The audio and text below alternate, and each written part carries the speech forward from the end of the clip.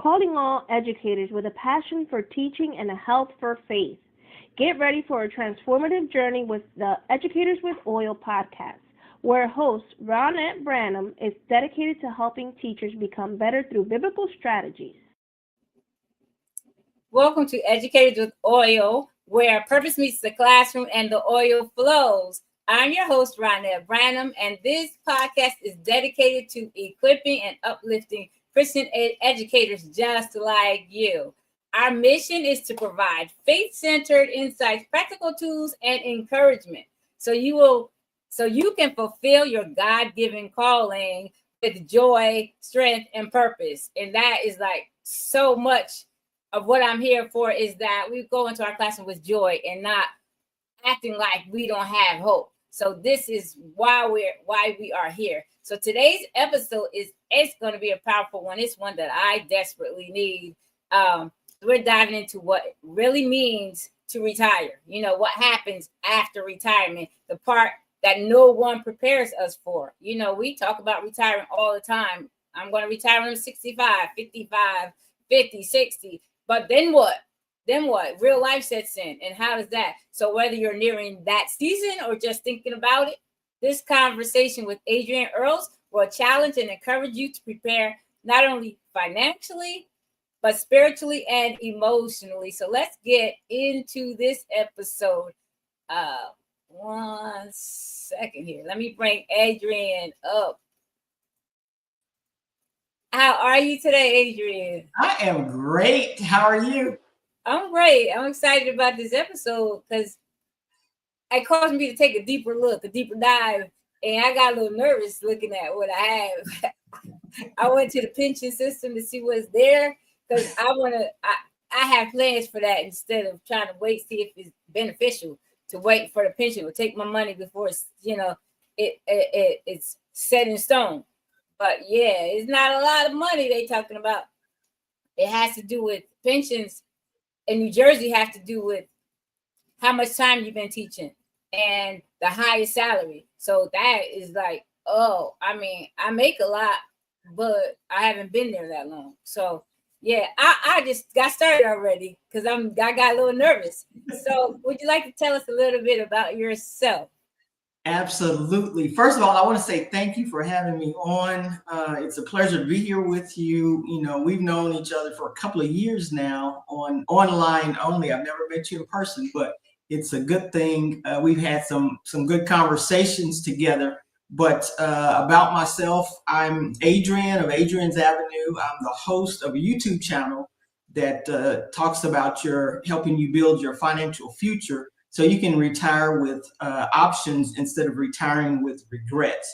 And that's what we're pushing, close to about 9,000 subscribers. So I'm super excited about my YouTube channel. It talks about all things finances, not only retirement, but other things about finances, because that's where my head is, that's where my heart is, and that's what I like to study quite a bit to help myself out and as well as other folks, you know. And on my channel, I'll say this: I do not gatekeep. I tell it like it is, and I give you suggestions, so you can take what you need. I ask you to do your own research, but if you hit up the channel, you will learn some things about finances. You do. I know you don't gatekeep. I like that because you caused me to think every single episode. I was in Walgreens yesterday, I think, and I clicked on, you had a clip, and a guy next to me, it was talking about addiction to debt. And a guy was like, oh, wow, I need that. Like, it's like, he is a random person in the store, and he's listening. He's like, yeah. I said, yeah, she's all in my business. She needs to stop, because it's like real things happening. And everybody can relate, especially that debt. So we're not even gonna talk about that, even though that's a part of retirement. If you're in debt, you're paying the bills instead of retiring. Yeah, I'm getting started because I really like your show. So thanks for that too. Sure. So yeah, I got excited because when I actually watch your show, I used to just get the clips. So that one, caused me to look at the whole thing, because I wasn't sure. I knew you had a whole episodes, but I never watched them. I used to see the clips, and then that gave me a lot. And so once I watched the whole episode, maybe I watched 2 whole episodes, and yeah, I'm like, wow, she really dug into that, like that. And then you were talking about my sugar addiction. Like, like, okay, I don't know if we're gonna be friends. Like, you just talk about business. Like, yeah, because that's a real thing, and it feels like it. You have addictions, or we look at certain people with certain addictions, and it seems that's not me. But when you start talking about that and how it really actually looks, like, huh? So I'm gonna. I didn't mean to talk this much. Okay. That was a good episode, though. That was one of the ones I just did, and I compare some things with myself as well as what I see with other folks.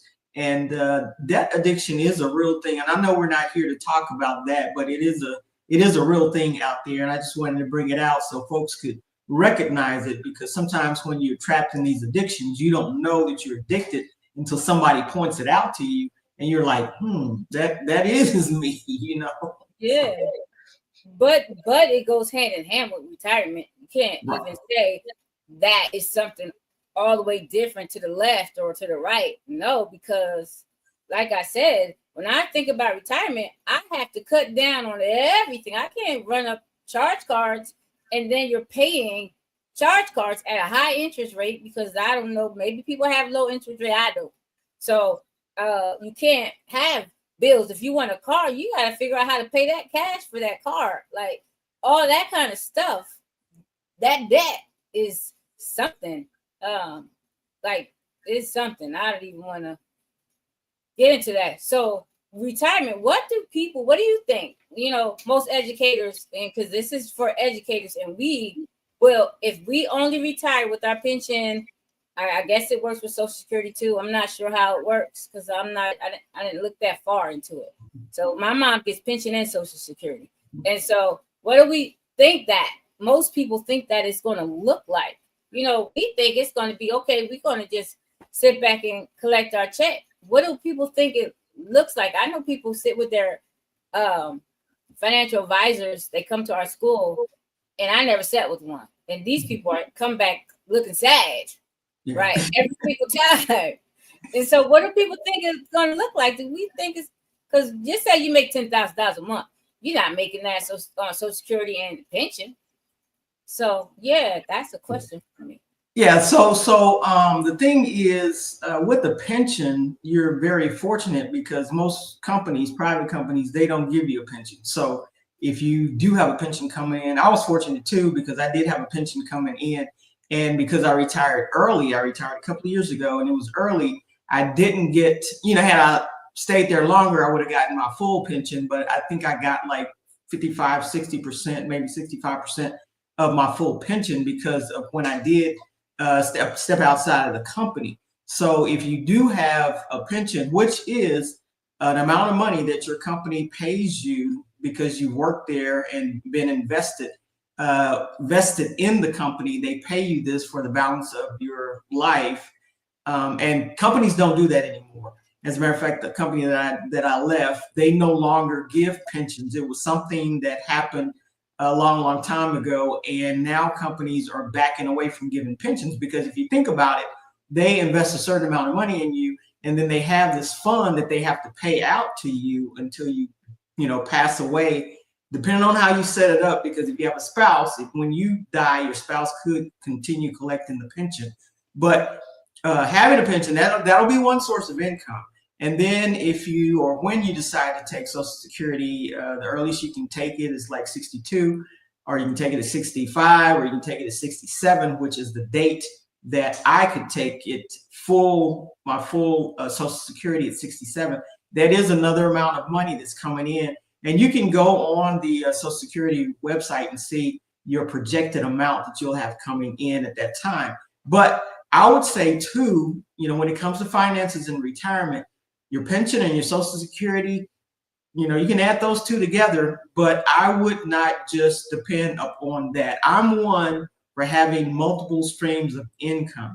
And if you're not ready, if you retire early and you don't have a source of income coming in before you start taking Social Security, there's a gap there that you're gonna have to fill. So it's best to try to have, when we look at it, finances, strictly just finances, you want to have as much debt paid off as possible. Just think, if you don't have a car payment, you don't have to worry about paying that $500, $600, $700 a month. If you don't have a house payment, you don't have to pay whatever amount you're paying now. You still have to pay insurance. You still have to pay property taxes on the house. But there's huge bills that you may not have to pay out every month. And 100%, you do not want to have credit card debt or any kind of consumer debt. I'm 100% against that. Now, I can stomach a mortgage payment because most people can't go out and just pay cash for a house. And so that is an investment, that is an appreciating asset. But the things that we go out and buy with these credit cards, sometimes we don't even need, we just go out and do it. But those are things that we can get up under control. And I would tell everyone to get the debt down as low as possible. And you will thank me when you do this before you retire. Also, when you retire, since we're talking about strictly finances, you will need a retirement budget. The budget doesn't stop just because you step outside of that job. So these are a few things that you want to keep in mind. And do not leave your job, you guys, without making sure that the financial numbers are working out. Because if they don't work out and you leave the job, you're going to find yourself back at Walmart or somewhere else working to make ends meet. So you need to have the finances, really, really straight and tight. And I'll just say this one thing too, and then you can ask the rest of your questions. The best thing and the best time to start thinking about retirement is when you're young and you first get that job, because you can start putting money in different retirement accounts. You can start putting money, investing in the stock market. You can have a bag of money sitting somewhere to help you through this retirement journey. And finances does not have to be the major thing that you're looking, that's the major issue when you retire, because there are other things that you have to think about when you retire. Yeah, I was thinking about that when I looked. I went to the pension to see what it would be. I didn't look at the Social Security. I know they usually send me something, but I remember I quit a job before I got this one, and I didn't know how much money I made. I mean, and you know how much money you make, but that's just like steady income, and then making good money, and then you don't have it. Oh my, I thought I was gonna lose my car. Like I did. I'm like, I was behind. I couldn't pay anything, and it was hard to get another job. So when you say we just gonna quit without a plan or without something good in place, that's not cool. Because I did it for, I don't know if it was a year. It was hard. I was depressed. It was sad. Walking around, you gotta ask somebody, can I eat? I had to do that, but essentially I was eating at my mother's. So it's like you can't even just, that's not cool. So we have to actually plan and make sure we are ready. When you're young, you could quit and get a job and quit, or you think you could. I don't know if that works now still or not, but that's something to think about. Thanks for even mentioning that, because we don't think about those gap years. Like, okay, I can retire early, but what does that mean? Don't count that Social Security, because that's not how that works. My pension said you need to retire at 65, especially the tier I'm on, because I did the first 10 and a half years in a private contractor, not in the pension system. So I don't even have that many years, and they're talking about retire at 65. I'm like, no, I don't think so. But that's what they're saying. And then if you retire before you're that really invested full pension, they deduct 3% a year. Early, like, huh? I'm giving you, I done gave you $60-something thousand, and you talk about, yeah. So, oh yeah, that's tough. I sat down today. That was tough for me to see those numbers. Yeah, I'm living up to what I make, which is crazy. Like I'm living up to it. Like for real. If that's bad, I know you're gonna slap me for saying Yeah, that. yeah. Yeah, because that's another thing. When you're full-time employed, you still need a budget, and I like to have a gap in my budget. So my outflow should not exceed what I have coming in. I should be bringing more money into the household than I have going out. And that gap is what you use to invest with. You can invest in certain things, but just stepping back a bit, if you do have a company, and I know for the teachers it's a different account, but a 401k for private companies, you can use your 401k, putting money in there. And I do believe in a 401k. There's some people that want to talk against the 401k, say match only what they're going to give you for free. And that's a good thing that you need to put something in the 401k. I was a proponent of putting as much as I could in the 401k, because if you think about it, you got to be very disciplined, because if you only put the amount that they're going to match into the 401k, and then all of a sudden you don't put that extra money that you may have and invest it somewhere else, you're losing money. You're going to go out and buy stuff and stuff like that. So it's best to put as much money as you can. Now for the teachers, what account is that? That's a 3B. A 3B. Okay, a 3B. Yeah. So yeah, for that, put as much as you possibly can, and that will help you. And I watched that grow also. When I was first coming out of college and starting to work for this company, there's a guy who told me, he was an older guy, and he said, "Look, I know you're fresh out of college. You want to buy a car. You want to get this. You want to get that. But I would advise you to start putting money in your 401k as much as you possibly can. Start early, and then just let it grow." And I took his advice. I'm sure he gave that advice to a lot of other young kids out of college. But I took that advice because really my mom and dad, they didn't know anything about a 401k. No one in my family said anything about a 401k or investing or retirement funds, IRAs, or anything like that. But he told me that. I took that advice, and I was so happy. I'm still happy that I did, because I've not really touched the money in my 401k. I moved it from the company that I used to work with over into an IRA with another company that's handling it and managing it for me, but I haven't touched that money. So yeah, I'm okay. But you have to be disciplined and do the right thing with your money. Not only pay down bills, but invest some for the future. Invest some, for your household future. And if you want to leave something to somebody else, invest for that. But the thing that you don't want to do is get out there and not have enough money, and then now all of a sudden you got to go back to work. Yeah, you talk about some numbers. So I did when I was younger. This is crazy because I understood it, but I didn't understand it because I wasn't taught about saving for my future. My family didn't save for a future. You could see in the evidence, they didn't save for a future. Just didn't understand it. They didn't teach it. Can't teach what they didn't know. So I worked for Verizon Wireless years ago. I don't mean to say that name, but years ago. And they matched 100%. Oh, wow. Matched 100%. I left there. I took my money out. Imagine if I would have left it there, or I transferred it and didn't touch it. Didn't. Like, I know people left there millionaires. Whether it's just 1 million, is they left there with $1 million. And that was years ago. I was in my 20s. And I was in my late 20s, early 30s. I think I was in my 30s. And so I didn't understand. And I have people in my family who, when they're needing money, parents are saying, well, you need to take some money out your 401k. And I'm like, I understand it, but you should act like that doesn't exist. I understand it now. Act like it does. So now I do have the 403B. I do have IRA. I have a few things working for me, but I started late.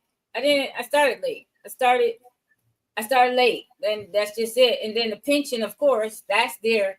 But we have to. We talking about financial education. I know a lady. You know her name too. I can't think of it. But she's from New Jersey, and she says she did something to lobby for the New Jersey schools to offer everybody financial literacy, because we're leaving there with no money. Like, we didn't know financial literacy. We don't know how things work. So I could appreciate that. Mm-hmm.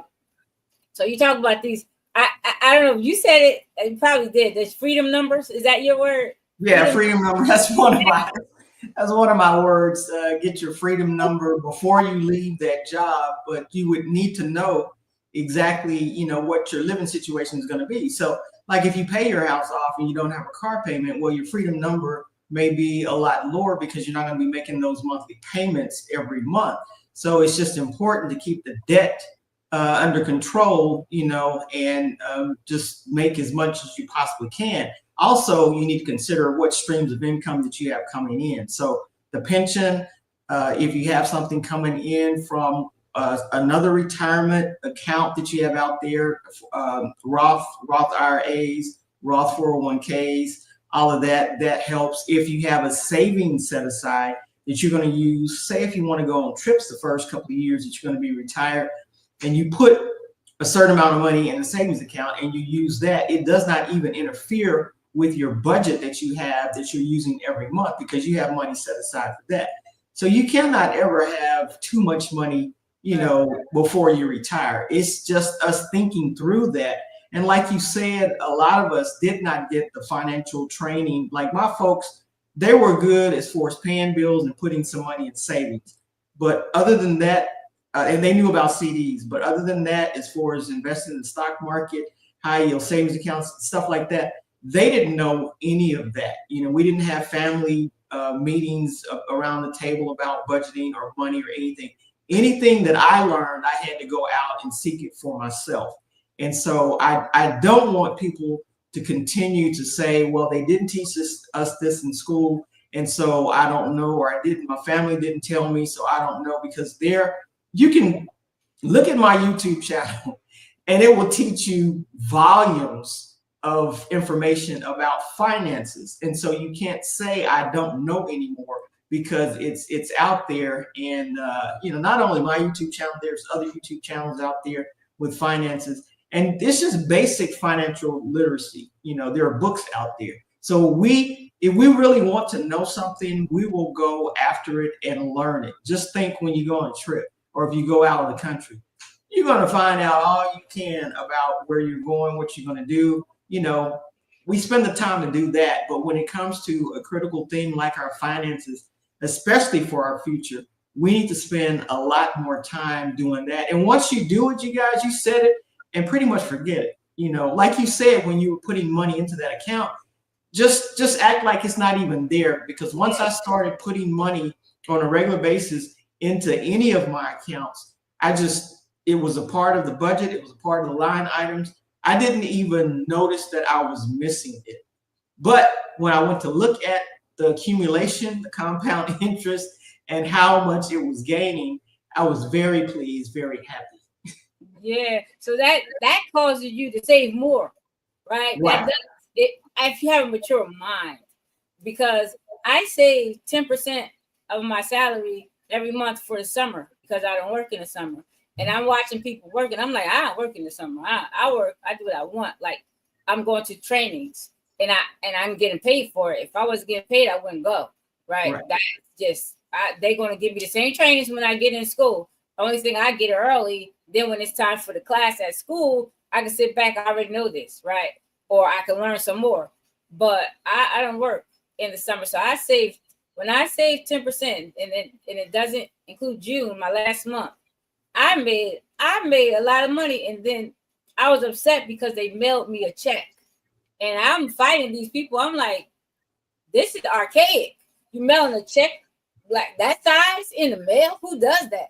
My mailman will lose your stuff, and he does that on a regular basis. And so that's one thing. But I do have that credit union where I save 10% of my salary for the summer. So I understand it. And when I first started doing it, it was a lot. I was like, whoa, I can't live off this. This is crazy. That's like somebody was taking it from me. They taking a lot of money. 10% is a lot. And so once I adjusted to it, it didn't exist anymore. It didn't.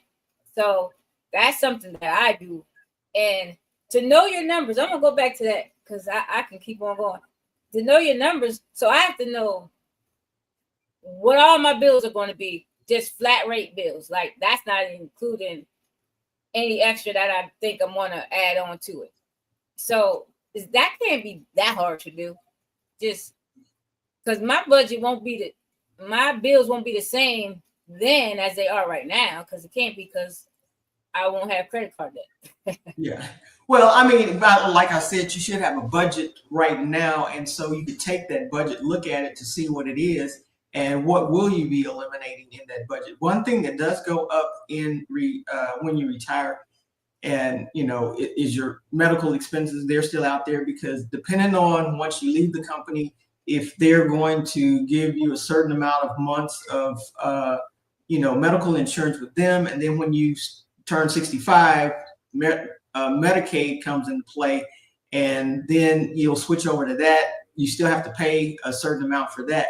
So the medical expenses may go up a little bit. And then if your health is declining, that's not going to be in your favor either. But we find when people retire, the one thing that does go up is medical expenses, even if some of the other stuff comes down. Because if you work in an atmosphere where you have to buy clothes or a uniform or something like that, you won't be doing that anymore. If you work in an atmosphere where you actually have to drive into work, you won't be doing that anymore. You'll be, at home driving as you feel like you need to drive.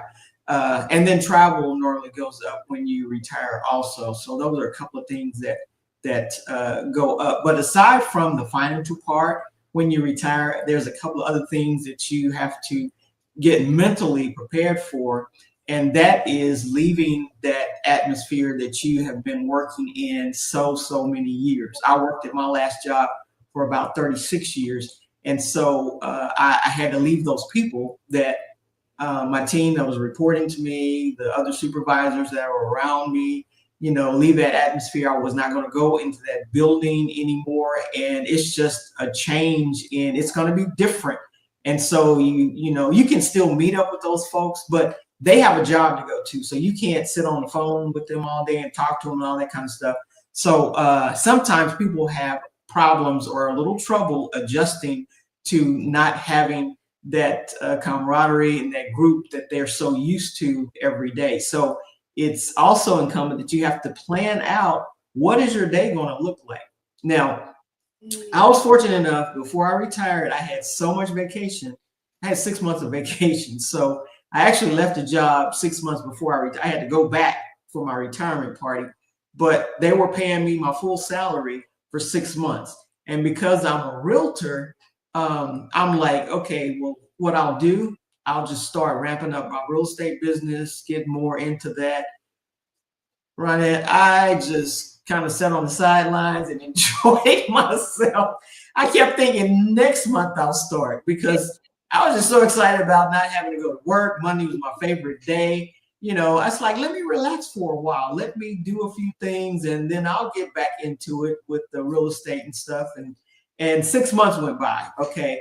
Finally, when the 6 months went by, and then of course the pension hit, and so my money was adjusted, I started looking more, and I said, either I'm going to do the real estate thing full time or I'm not. I said, let me make a go at this to see really what I can do with it. And I've been enjoying real estate. And like I said, I like multiple streams of income. So I have rental property also that gives me some streams of income. So, but yeah, careful planning, and it's going to be an adjustment. Yeah, but you don't want, if you take care of the financial stuff, then you can work with the other stuff that you'll have to adjust to.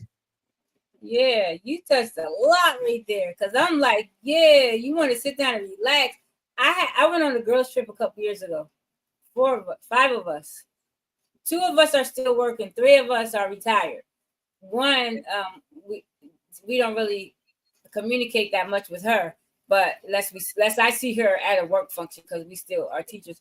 The other three, like two of them, they're going back and forth in these text group messages, and before I get to one, they have 10 messages that I missed, and I'm like, well, wait a minute, when did you say this? And I say, you got a lot of time on your hands, these retired people. And so they just want to communicate because they're used to communicating. And so they start a thread, and it's a lot. So I get that missing the people. So that's a mental thing. And then physically, if you want to relax at first, you might relax too much and you're not even exercise. So that's something that's physical and mental, because I know I had to ask Casey and Chris, well, what is our next challenge? Because I need some help. So and then I know they're gonna go in this hard. I knew they were going that challenge. We're on a 21-day physical fitness challenge, and it is tough. I'm sweating. And so because I was relaxing and I couldn't get back into it, I needed that help. So that's a mental thing too. So I know my mother, she sat, and now she's sitting. So we have to get her back up and try to get her to moving, because she got in that zone. So when you say physical, that's mental. And then socially, the older you get, people start dying off. And right. that's a lot to think about. Yes. All about retirement, right? Yeah, it's a lot to think about. The physical thing, for me, I've always gone to the gym, and I did not change that whatsoever. Gym is almost like religious to me. It's like I just don't miss. I mean, because I know I like to look a certain way, I like to feel a certain way, and especially for females, the older we get, we start losing potentially bone density, we start losing muscle and stuff like that. So it's really a good idea to have things in place that you're not going to change, because really you have more time to go to the gym once you retire. Like I go in the morning time because that's right after I get off the call, I go to the gym and do my workout, get that over with. Then I have the rest of my day to do whatever I want to do. But my gym stuff is out of the way. And I'll go to the gym 5 days a week, because there's no way I'm going to pay that gym fee relating back to finances and not go to the gym. We know people, they join a gym January for a year, and they'll take it out every month of their check, the gym fee, and they may come for 3 months, 2 months, and then they don't come anymore. However, that money's still being taken out, and to me, that's a waste. That's something that you need to drop from your budget and get that $40, $50, $60 back in your account, because you're not going to the gym. And you don't have to go to the gym. You can walk the neighborhood. You can do various things. You can do exercises in your home. Look at YouTube. There are plenty of channels that show you what to do with weights, show you what to do, walking in place and stuff like that. So there's ways that you can do, work out without that. Because I know when the pandemic hit, because I went to the gym, that was the one thing I really missed. I didn't go to the gym with the pandemic, because we all know the gym is probably the dirtiest, nastiest place you can go, with all the germs and sweat and stuff going on. So it's like, I'm not going there. And so I stayed at home, suspended my gym membership for 3-4 months, and worked out at home. So there's still ways around, and still things that you can do to stay in shape. But it's very important that you take care of your body physically. So you have the financial stuff, you have the mental stuff, you have the physical stuff, the social stuff that you have to deal with when you retire. So and most of the times, Ronnette, people don't understand, because you've never retired before. So you don't know what it's going to be like. You can dream and plan and listen to other folks, but you don't know what it's going to be like for you. Do you have family around? Do you have grandkids? How are you going to spend your time? So these are things that you have to sit down and think about, because everybody at some point in time, will want to get out of a job and retire. But you have to think these things through. You got to plan them, and retirement can become a lot more pleasant and, fall in line with what you really want to do in retirement. And this is the next chapter of your life. This is where you should live like a kid with money. I'll put it like that. Yeah. If you want to go on trips, if you want to buy some stuff, you should do that, because this is what you live. You're free to do that. You're free. You don't have to go to a job every day. And so we have that in retirement. Yeah, I'm my computer's freezing, so I don't know how much you can tell that my computer is freezing. I don't know what's happening with my internet, but that is a time that we should be able to enjoy. Because why work all these years and not enjoy it? And when you talk about that gym membership, I know people personally who are throwing away money. My gym, I went to one. It's only $10 a month. When I stopped going to that, I canceled my membership. Maybe it took me 2 months to do it, but I knew I wasn't going back, right? And so I bought a lot of stuff at home. I get on the internet, like you said, and this is, I think, my third or fourth challenge with this group of people. So they got me like full body workouts, and then I walk miles every other day. I used to walk every day. Now I don't, but I walk a lot. I get in my 10,000 steps every month. So that physical, it shouldn't be a problem if we already are physical. Right.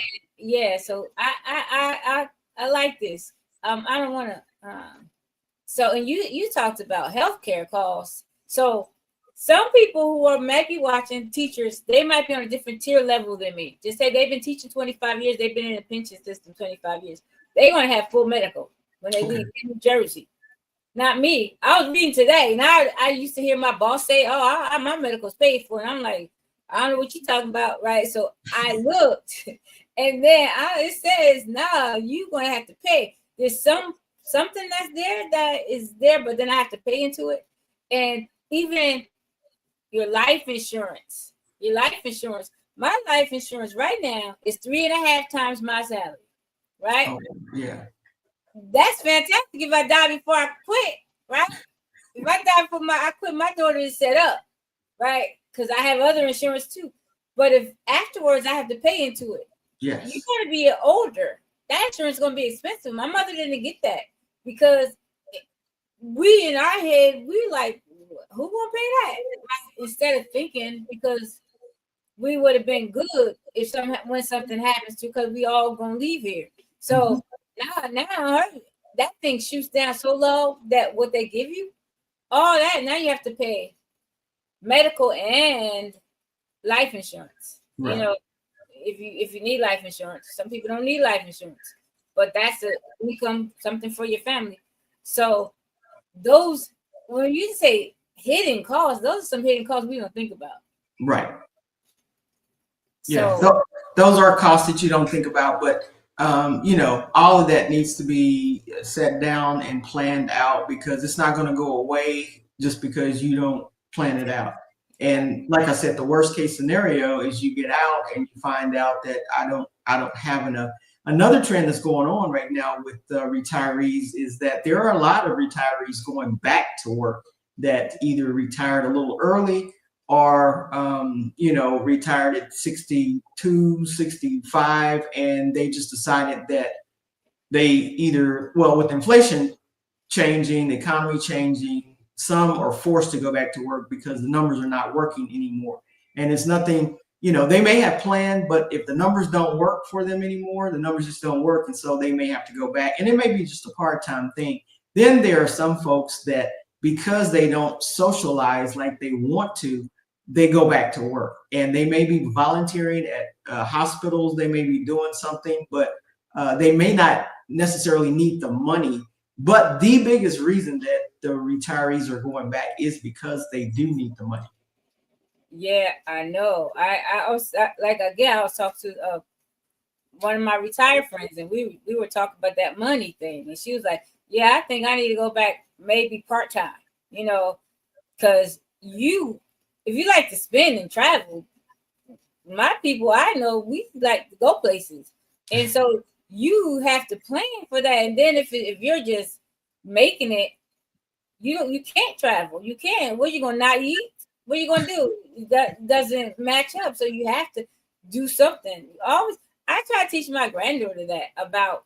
She has the lip balm business. I try to teach her to let's constantly keep it up because there's a little boy who has a lip balm business. Now he's making big giant batches, like in big pots and stuff, and he's selling it. Like Burt's Bees, our lip balm is way better than Burt's Bees, like way better.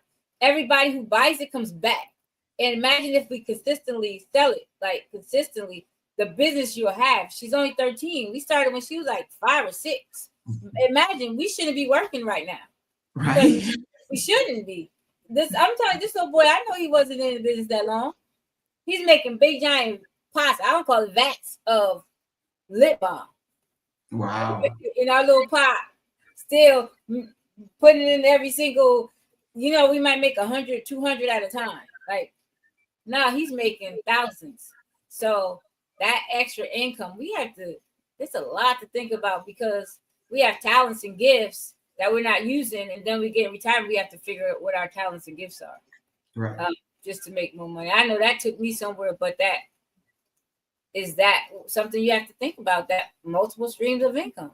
We got things we could do with our eyes closed. Lip balm is one. That's one. We could just, somebody say, I need 50.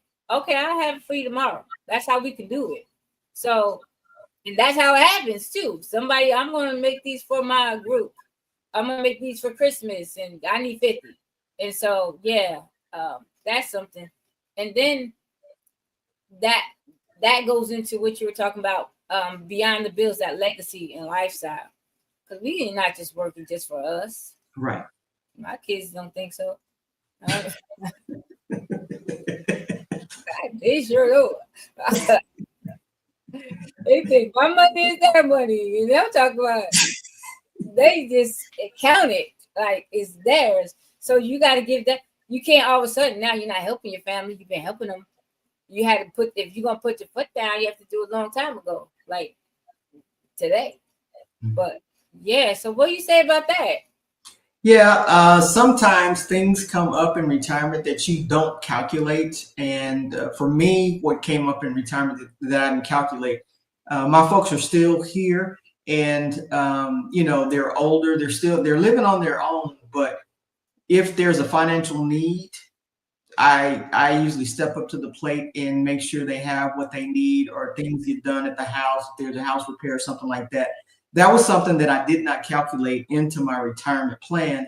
The extra money that was going to need to come out, for them, buying them lunch every other day or whatever it is, that is money coming out of my household going into their household. And I'm glad to do it. And I'm glad that I'm able to do it and set up to do it. But that was something that I did not plan. Sometimes if you're a parent, sometimes you have adult kids that you do not plan them having needs and coming to you and asking you for money or doing something for them if they fall on hard times, and that's going to come from it's got to come from somewhere if you help them. So those are some things in retirement that you may not have planned, but if you have money sitting somewhere or you have a gap in the money you have coming into your household, it may not be as bad as possibly it could have been if you're pulling from your lack to give them instead of pulling from your abundance. I feel like if I'm going to give anybody anything, it needs to come out of my abundance and not something that I don't, because I can't pour from an empty vessel. So if I don't have it, I really can't give it to you. But I'd like to be in the position where I do have it. There was a preacher or somebody had this, he gave an illustration of people sitting around the table, and there was one person with the ladle and the spoon out of the big jar that was dipping and giving to others. And I would rather be the one dipping out and giving to others than the people sitting around, wanting something to eat. So I try to put myself in a position where I'm able to help, but I want to help out of my abundance. Yeah, I know that reminds me of, and it should, because that's kind of reminds me of the 5 foolish virgins and the 5 wise virgins. And they were walking with their lambs because they had some money in their pocket per se, right? The people or they had enough to get them to where they had to go, and they didn't think about anything more. And then the 5 wise virgins, they had enough; they could do what they wanted to do. And so when they ran out, the foolish ones didn't have enough, and they want to ask. So they had the wise ones did have abundance, but they weren't ready to share it because then they wouldn't have enough. So that's what I think when I'm offering something to my family too. I think about it's a mindset for me. Like if I'm thinking about I'm giving and I give to them, then I won't have. A lot of times that causes me to think as out of a lack mindset. But at the same time, I still have to have an abundance for real. You can think how you want, but you actually have to have an abundance to actually give. So I am grateful that I'm able to. But right now, I found out this summer, 100%. Maybe I knew before. This summer, 100%. I can't do it always. I have to hold back and say no, because now they are on to me. When I say this all, there's nothing else. They know that that's not true. Now they're on to me like, I know, because I'm never going to give you everything that I have. But at the same time, I still have to pull back because it actually is taken from my abundance that I can't even do what I want to do, or I'm not able to because I'm giving. But that's a lot to think about. Like, think about it. Your mindset is, do I have enough? And then if you actually do, are you going to share? Are you going to take care of somebody else? Because our parents, I don't know. There's some people's parents who are good. I know people who say their parents invest and all that stuff. I didn't come from that. My parents, they lived. They never going on a trip. They prepared for it, and then they went on a trip. Right? They did what they wanted to do, but there was not a lot of extra anything. Right. There was not. But I think for most of us, it wasn't a lot of extra anything. And that's why, if you had it, it's good to be in a position because there's a lot of children that are not in a position to help their parents. And so if something happens and they're relying on the kids, what's the first thing you do? You pull out the credit card and, here we go getting into debt again for someone else. And I'm not telling you don't help your parents. That's not what I'm saying at all. But I'm saying put yourself in a better position where if they do need something or whoever you want to give to, you can assist them if you have the money to do so and you want to do that. Yeah, that's what I'm preparing. Not for that, but just to be able to have, because it's better to give than receive. It's better to give. I mean, that's how you get is from giving. That's biblical. Even people that don't follow the Bible understand that in business, that they are benevolent because that's how they survive. Not only that, for business-minded people, they tax write-off. Whatever you say, that's how you get. That's how you get. So with that, I don't know. We have, there's a whole lot of things like, do you take Social Security? When do you take it? And then the unexpected, and that's parents, children, us, our health, because you don't know, people get sick right after they retire. So that's a lot to talk about. Mindset, I think, is a lot, but that being prepared. So I have 2 things to ask you. What is the most thing that I need to do as an educator who is basically educators on a fixed budget, fixed income? Because what we make is what we make, unless you have another stream of income. So what is the best way to prepare for retirement and in your opinion? And then I want to talk about your cards. Okay. All right. So I would think, and I know we're talking about educators and teachers and everything, but it really would not make a difference where you are in your work. The best way to prepare for retirement is to have a plan. And just like we've been saying, make sure your finances are in order before you leave that job. Get as many bills paid off as possible and know where your income streams are going to come from once you retire. also have a retirement budget. The budget does not stop just because you step outside of that job. So if you have all three of those things in place, you'll be in a much better position to retire. Have your income streams, such as if you have IRAs, 401ks, if you have savings somewhere, if you're investing in the stock market, if you're investing in cryptocurrency or whatever you're investing in, rental property, have all of that behind you and know that, look, I'm going to have approximately this amount of money coming in. If you retire early, make sure you have the money to fill that gap. If you're going to retire to another career, which a lot of people are doing, they're getting out of one job, going into another career, see how much that's going to cost you. Or do you already have clients set up in that other career? Have you been working it? How much money do you normally have coming in from that other career? All of this, you have to sit down and plan, because the better prepared you are, when you plan things out, you're better prepared. You don't want to slip up or have something come up and you don't know what to do because you didn't think about this. But there's a lot to think about when it comes to retirement. But if you can get the finances right, you can get that out of the way, and the big worry will be gone. Yeah, I can appreciate that. The finances. So like you said, I think start with the finance before you start that mental. That's mental. So before you start with all that other stuff, and make sure you have enough so that you have some kind of cushion. So I appreciate that. And then this is your website, right? Right. Yes, that's my website. Yes. So tell us about what you have going on.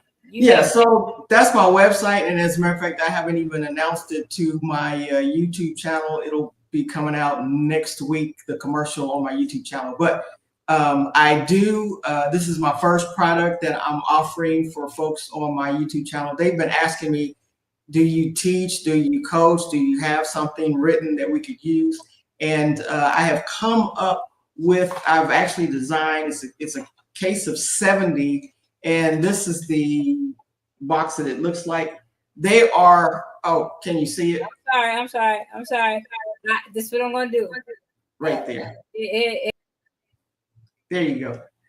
That's the, but what they are my wealth financial cards. They're the money edition. And what they do is they get you into the mindset and clarity on what you want to do with your money in the future, as well as what you have going on right now. So even if you've not gone to a financial person to look at what you have, these cards will clarify what you want to do with your money. I know when I switched my 401k over to a money manager, my financial advisor, she was asking me a bunch of questions. And even though I knew a lot about finances, I didn't have solid answers to some of the things that she was asking me.